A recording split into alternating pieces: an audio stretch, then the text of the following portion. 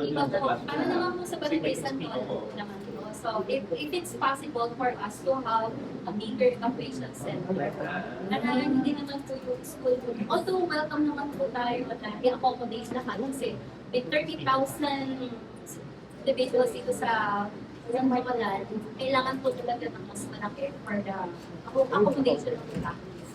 Ano pong benefit kung may additional evacuation center?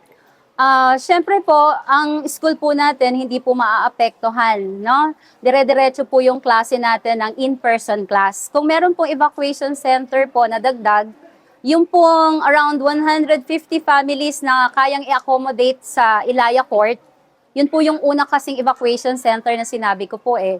Kung ma-accommodate po yung nandito sa paaralan natin na 3,500 individuals at meron pong ma-provide dito po sa lugar ng Santolan, hindi na po magagamit ang school. Kasi sa school po natin, ang kaya pong i-accommodate ng paaralan ay nasa 3,500.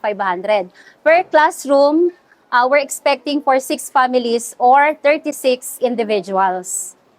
So, pagka nabigyan po ng malaki po na evacuation center, mas mainam na yung mga bata nandito po sa paaralan, diretso po sa pag-aaral. Yun po yung benefit po nun.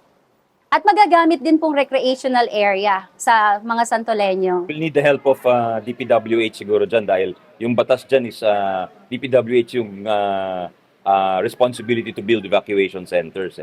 So, in fact, the purpose is to not put pressure on the schools actually. Because pag may evacuation centers, hindi schools yung tatakbuhan, di ba? So, papatulong kami sa kanila dito sa construction ng evacuation centers siguro.